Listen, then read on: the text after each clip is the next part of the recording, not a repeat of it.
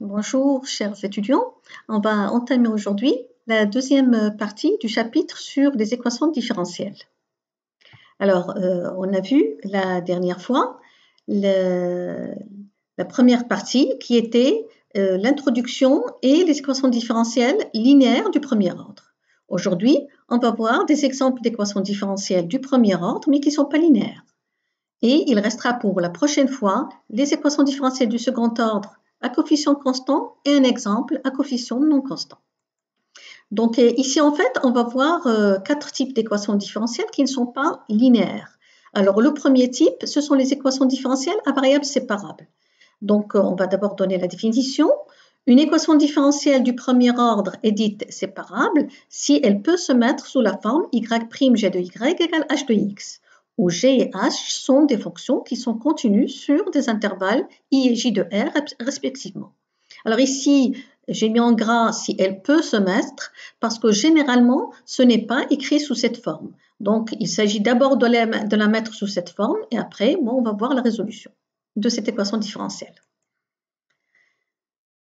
Alors, on a la propriété pour comment résoudre justement l'équation différentielle à variables séparables. Donc, avec les mêmes notations qu'on vient de voir, soit g une primitive de petit g et grand h une primitive de petit h. Une fonction f définie sur un intervalle I1 includant j est une solution de l'équation différentielle y' g de y égale h de x si et seulement si il existe une constante telle que pour tout x appartenant à l'intervalle où est définie la fonction f, g de f de x est égal à h de x plus constante. Donc d'abord, on va montrer cette propriété. Donc ici, on a une équivalence, on va montrer la double implication. Alors la première implication, on considère que f est une solution de cette équation différentielle. Donc on va montrer que f vérifie cette égalité. Alors, puisque c'est une solution de cette équation, c'est que f' multiplié par g de f de x est égal à h de x. Mais comme grand G est une primitive de petit g, ça veut dire que grand G' est égal à petit g. Donc f' multiplié par g' de f de x est égal à h' de x. Or ici, on reconnaît la dérivée de grand G rang f. Donc grand G rang f' est égal à h', puisqu'on a deux fonctions dont la dérivée sont égales, c'est qu'elles sont égales à une constante près. Donc G rang f de x est égal à h de x plus constante. Maintenant, l'autre implication, si G de f de x est égal à h de x plus constante, alors donc on va dériver. Donc la dérivée du composé, donc c'est f' de x multiplié par g' de f de x qui est égal à h' de x. Et pareil, g' c'est égal à g. Donc on va voir que f' multiplié par g de f de x est égal à h de x. Ça veut dire que f est une solution de cette équation différentielle. On va voir un exemple. Donc soit l'équation différentielle exponentielle x plus y et y' plus 1 est égale à 0. Donc là, tel que c'est écrit, on ne voit pas que c'est une équation différentielle à variables séparables. Mais en écrivant qu'exponentielle x plus y, c'est exponentielle x fois exponentielle y, on arrive à séparer et à écrire l'équation sous la forme y' exponentielle y est égal à moins exponentielle moins x. Comment on résout cette équation? C'est en intégrant des deux côtés. Donc l'intégrale d'exponentielle y dy, c'est égal à l'intégrale de moins exponentielle moins x dx. Donc on obtient que exponentielle y est égal à exponentielle moins x plus constante. Alors dans ce cas-là, on peut écrire en fait y en fonction de x. Ce n'est pas toujours le cas. On peut avoir juste une fonction de y égale une fonction de x et on arrête. Donc ici, on a pu écrire y en fonction de x. Maintenant, on va voir les solutions maximales qu'on peut avoir. Lorsque k est positif ou nul, k plus exponentielle x, il est strictement positif. Ça veut dire que la fonction y, elle est définie sur R. Et donc, bien sûr, c'est une solution maximale et on peut prendre i égale R.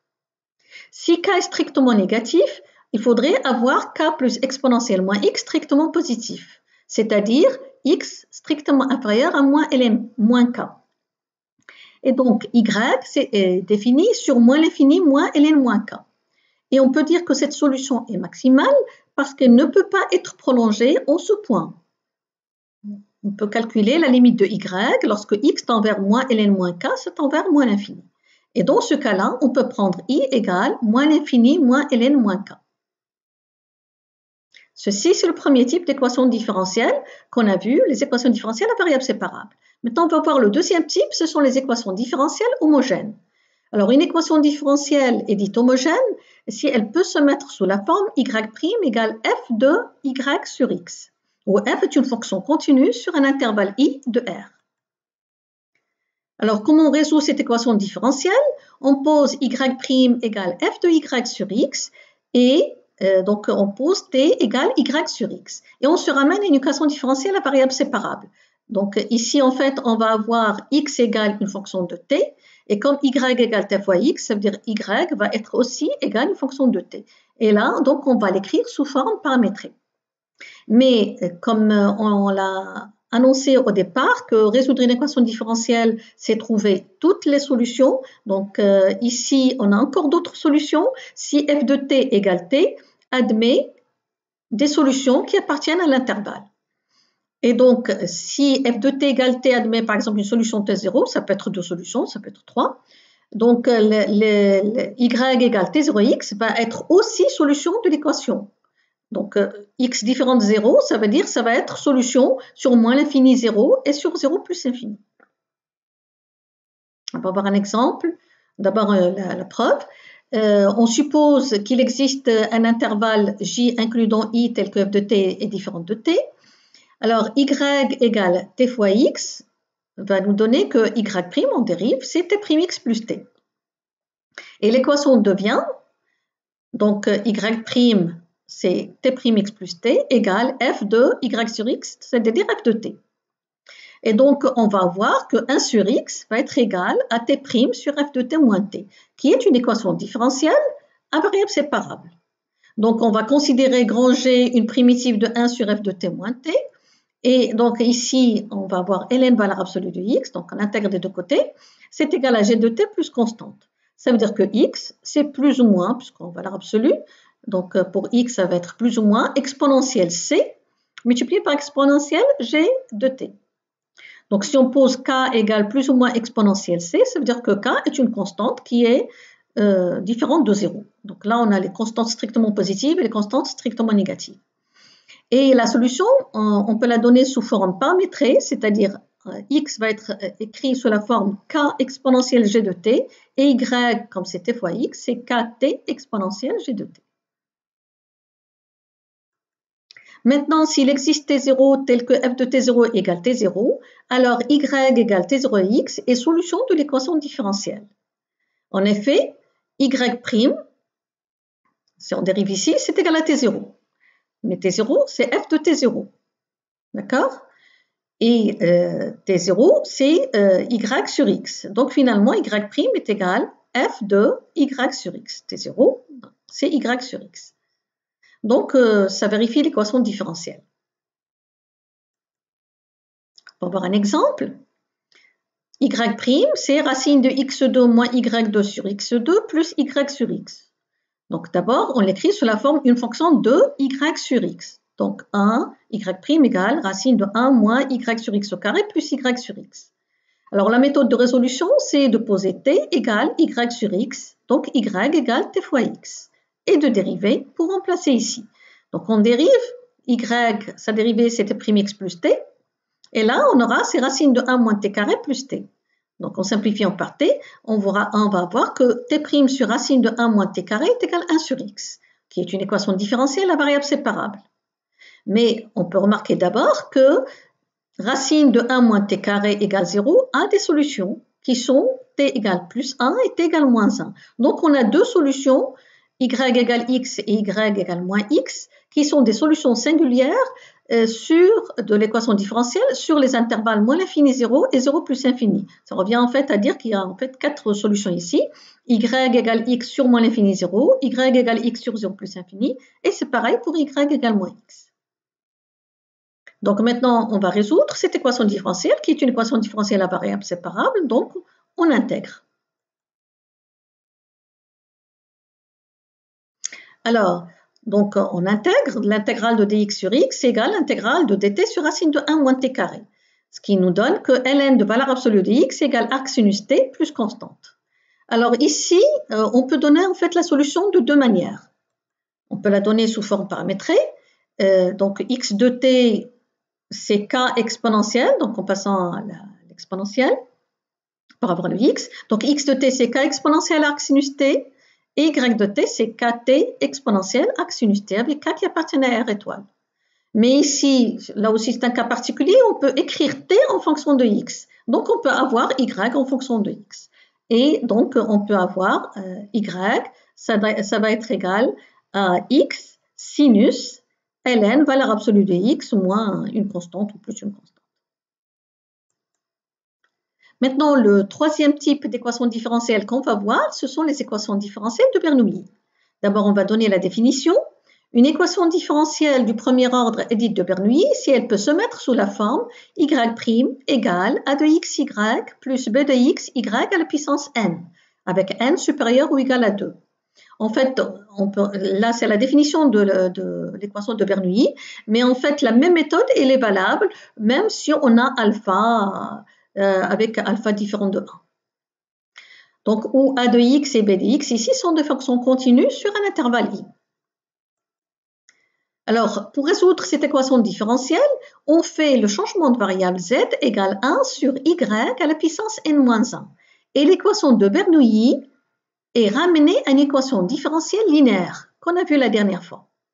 Et on remarque aussi que y égale 0 est une solution aussi de l'équation de Bernoulli. Regardons ici, on a y' égale a de xy plus b de xy à la puissance n. Puisqu'on va diviser par y, donc la solution y égale 0 ne va pas apparaître. Donc on fait attention qu'on n'oublie pas la solution y égale 0.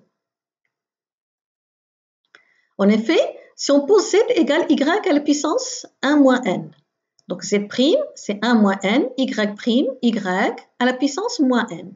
Et l'équation maintenant, en multipliant par y à la puissance moins n, devient y', y à la puissance moins n égale a de x, y à la puissance 1 moins n plus b de x. Or, le y', y moins n, c'est 1 sur 1 moins n, z'. D'accord? Donc, z' sur 1 moins n. Et là, c'est a de x, là c'est z, plus b de x. En multipliant par 1 moins n, on a z' égale donc une fonction de x fois z plus une fonction de x, qui est une équation différentielle linéaire. On va voir un exemple là aussi. Soit l'équation x carré y' plus y au carré égale 0. On va d'abord l'écrire sous la forme y' égale une fonction de x fois y plus une fonction de x fois y à une certaine puissance, ici au carré. Mais puisqu'on va diviser par y, on remarque d'abord que y égale 0 est solution de l'équation différentielle. Maintenant, on va supposer que y est différent de 0 et on va diviser par y au carré. Alors ici, moins y' sur y au carré, c'est z'. D'accord? Et donc finalement, ça c'est z' égale 1 sur x carré z plus 1 sur x carré, qui est une équation différentielle linéaire. On a vu que pour résoudre l'équation différentielle linéaire, on commence d'abord par la solution sans second membre, puis après on cherche une solution particulière. Alors, la solution d'abord sans second membre, elle s'écrit sous la forme k exponentielle, une primitive de la fonction 1 sur x carré, c'est-à-dire moins 1 sur x. Et comme ici, on intègre sur moins l'infini 0 et sur 0 plus infini, ici x doit être différent de 0, et on intègre toujours sur des intervalles, donc on va intégrer sur l'intervalle moins l'infini 0, donc on va avoir ici une constante, par exemple k1, et là, sur l'intervalle 0 plus infini, on va avoir une autre constante k2. Donc on a les solutions de l'équation sans second membre. Maintenant, pour avoir une solution particulière, on peut remarquer qu'ici, on a une solution évidente. Généralement, lorsque c'est les mêmes termes, z, c'est une constante. Donc ici, z égale moins 1 est une constante. Donc ici, ça donnera 0. Et comme z égale 1 ou z égale moins 1, z' va être égal à 0. Donc on va avoir 0 égale 0, c'est-à-dire ça vérifie l'équation différentielle. Et donc, on aura la solution, donc z c'est K1 exponentielle moins 1 sur x moins 1 et K sur 0 plus infini, K2 exponentielle moins 1 sur x moins 1. Donc, on a pu avoir z. Maintenant, on peut avoir y. Alors, on avait posé z est égal à 1 sur y, c'est-à-dire y égale 1 sur z. Et donc, finalement, y de x égale 1 sur k1 exponentielle moins 1 sur x moins 1. Et c'est pareil sur 0 plus infini, 1 sur k2 exponentielle moins 1 sur x moins 1. Et on n'oublie pas que la solution y de x égale 0 est aussi solution. Et comme ça, on a pu avoir la solution générale de l'équation de Bernoulli qu'on vient de voir. Le dernier type d'équation différentielle qu'on va voir, ce sont les équations différentielles de Riccati. Alors, on donne d'abord la définition. Une équation différentielle du premier ordre est dite de Riccati si elle peut se mettre sous la forme y' égale a de xy plus b de xy au carré plus c de x. Avec a et b, c sont des fonctions qui sont continues sur un intervalle i. Vous remarquez que si c de x est égal à 0, c'est une équation différentielle de Bernoulli. Maintenant, on voudrait résoudre cette équation différentielle. Alors, pour la résoudre, il faudrait en fait avoir une solution particulière de cette équation différentielle et en fait, on n'a pas de moyen. Donc, généralement, dans les exercices, on vous donne une solution particulière. On vous demande de vérifier, par exemple, que la fonction telle est solution de l'équation. Ça veut dire qu'on vous donne une solution particulière. Donc, si on a une solution particulière de l'équation, alors en effectuant le changement de variable z égale y moins yp, l'équation se ramène à une équation de Bernoulli. Donc en fait, là, vous voyez que pour résoudre une équation de Riccati, on va faire un premier changement pour arriver à une équation de Bernoulli, puis un deuxième changement pour arriver à une équation différentielle linéaire. Alors, supposons que y, c'est la solution générale qui vérifie l'équation et que yp, c'est une solution particulière qui vérifie aussi l'équation. Alors, si on fait la différence, on va voir que y moins yp', c'est a de x, y moins yp, plus b de x, et y au carré moins yp au carré, on peut l'écrire sous la forme y moins yp multiplié par y plus yp. Donc, si on pose z égale y moins yp, donc là, c'est z', est égal à a de x, z, d'accord? Plus b de x, là aussi z. Et là, on peut l'écrire sous la forme y moins yp plus 2yp, qui est z plus 2yp. Donc finalement, z', c'est égal à a de x, plus 2 fois b de x, yp multiplié par z, d'accord? Plus b de x, z au carré, qui est une équation de Bernoulli. Et on a vu comment résoudre une équation de Bernoulli. Maintenant, on va voir un exemple. Soit à résoudre l'équation différentielle, y' plus y sur x moins y au carré est égal à moins 1 sur x au carré. Sachant que, donc là vous voyez qu'on donne une solution particulière, que 1 sur x est une solution particulière de l'équation différentielle. On peut vérifier, y' c'est moins 1 sur x au carré, d'accord? Plus y sur x, c'est plus 1 sur x au carré, donc ça va se simplifier. Et moins y au carré, c'est-à-dire moins 1 sur x au carré, c'est bien égal à moins 1 sur x au carré. Donc pour résoudre, donc là c'est une équation différentielle de Riccati. Pour résoudre cette équation différentielle, on pose z égale y moins la solution particulière, c'est-à-dire moins 1 sur x. Y va être égal à z plus 1 sur x. Et y' donc égale z' moins 1 sur x au carré. Donc on va remplacer dans cette équation différentielle. Donc y', c'est z' moins 1 sur x au carré. D'accord? Plus y sur x. D'accord? Y sur x, c'est plus z sur x. Donc, plus 1 sur x au carré. Donc là, en fait, on a simplifié. Et puis, moins y au carré, c'est z. Donc, y au carré, c'est z plus 1 sur x, le tout au carré. Donc, en simplifiant, ça donnera z' moins z sur x moins z au carré qui est égal à 0. C'est-à-dire z' égale z sur x plus z au carré. C'est-à-dire z' égale une fonction de x fois z plus z au carré, qui est une équation de Bernoulli. Donc, pour résoudre cette équation différentielle, on remarque d'abord que z égale 0 est une solution de cette équation. Et pour z différent de 0, on pose u égale 1 sur z. Alors, en posant U égale 1 sur Z, donc le U', on va avoir l'équation. Donc, U', ça va être égal à moins 1 sur XU moins 1. Donc, en fait, on va diviser par Z au carré, d'accord? Donc, Z' sur Z au carré est égal à 1 sur Z fois 1 sur X plus 1, ce qui va nous donner moins Z' sur Z au carré est égal à moins 1 sur X fois 1 sur Z moins 1. Et donc, moins Z' sur Z au carré, c'est ça U', d'accord? Moins 1 sur X fois 1 sur Z, c'est moins 1 sur X fois U, moins 1. Et là, c'est une équation différentielle linéaire. Donc là, vous voyez que pour résoudre l'équation de Riccati, on a d'abord fait le premier changement de variable pour arriver à une équation de Bernoulli, d'accord? Et on fait un deuxième changement de variable pour arriver à une équation différentielle linéaire. Alors, une équation différentielle linéaire, d'abord la solution de son second membre, c'est k exponentielle, une primitive de moins 1 sur x, c'est-à-dire moins ln, valeur absolue de x. Et exponentielle moins ln valeur absolue de x, c'est 1 sur valeur absolue de x, c'est-à-dire plus 1 sur x, c'est moins 1 sur x. Donc, c'est une constante sur x. Alors, ici, on ne voit pas de solution particulière, donc on va passer par la méthode de la variation de la constante.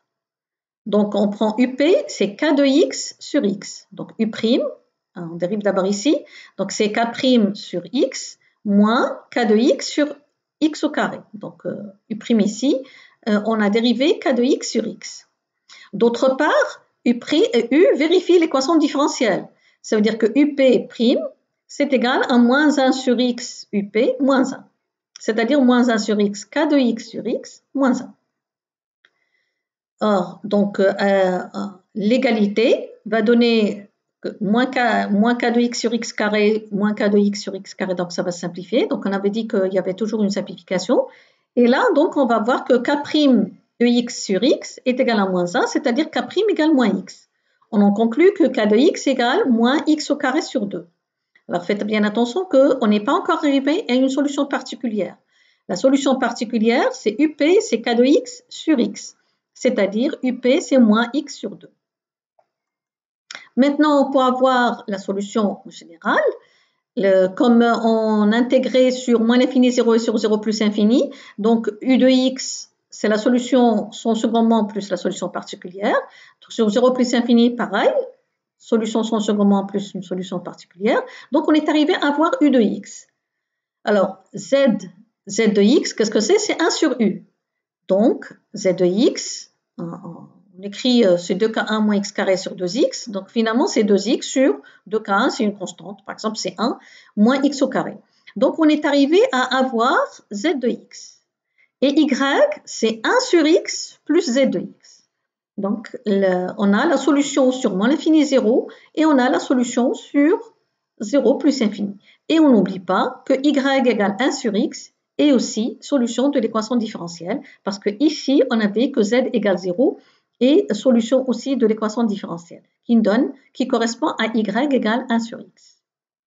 Voilà, donc on a terminé ces 4 types d'équations différentielles du premier ordre qui ne sont pas linéaires. Je vous remercie pour votre attention et la prochaine fois, ce serait le dernier cours du chapitre et le dernier cours aussi du cours d'analyse 2. On verra les équations différentielles donc, du second ordre à coefficient constant et un exemple d'une équation différentielle linéaire mais à coefficient non constant.